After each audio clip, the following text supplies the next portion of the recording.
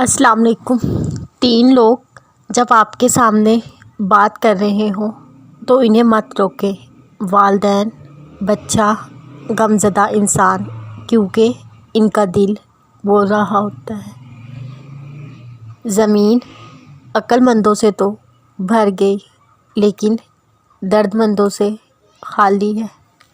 غصہ ایک خنجر ہے جو انسان اپنے ہی پیٹ میں گھوم دیتا ہے۔ دوسروں کے خطاؤں پہ اپنے آپ کو سزا دینے کا نام غصہ ہے۔ کمزور بدلہ لیتے ہیں اور مضبوط لوگ معاف کر دیتے ہیں اور سمجھدار لوگ نظر انداز کر دیتے ہیں۔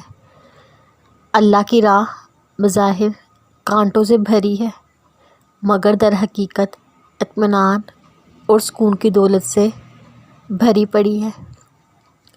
غصہ ہمیشہ بے وقوفی سے شروع اور شرمندگی پر ختم ہوتا ہے۔ گہری باتیں سمجھنے کے لیے گہرا ہونا پڑتا ہے اور گہرا ہونے کے لیے گہری چوٹیں کھانی پڑتی ہیں۔ دنیا کے سبھی لوگ خوبصورت ہیں، بدصورتی تو ہمارے رویوں اور سوچ میں ہے۔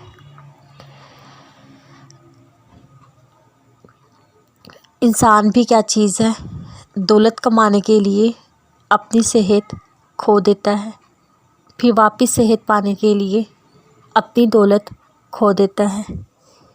مستقبل کا سوچ کر اپنا حال ضائع کر دیتا ہے اور پھر مستقبل میں اپنا ماضی یاد کر کے روتا ہے۔ جیتا ایسے ہے جیسے کبھی مرنا ہی نہیں اور مرتا ایسے ہے جیسے کبھی جیا ہی نہیں۔ خود کا مقابلہ کسی سے نہ کرو، آپ جیسے بھی ہو بہترین ہو۔ عمر کی اونچائیوں پہ چڑھتا ہوا انسان یہ بات بھول جاتا ہے کہ وہ در حقیقت زینہ در زینہ 2 گز زمین میں اتر رہا ہے۔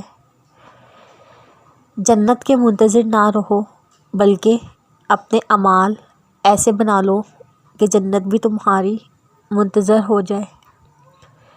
عمر کا تعلق سالوں سے نہیں ہوتا، بعض اوقات انسان عین جوانی میں صدیوں پرانا ہو جاتا ہے۔ انسان کے غرور کی اوقات بس اتنی سی ہے کہ نہ پہلی بار خود نہا سکتا ہے اور نہ آخری بار۔ رشتوں کو اتنا غلطیاں کمزور نہیں کرتی جتنا غلط فہمیاں کرتی ہیں۔ دل جب انسان زندگی کے امتحانوں سے پھتر ہو جاتا ہے تو پھر کوئی دل کو دکھا بھی دے برا نہیں لگتا۔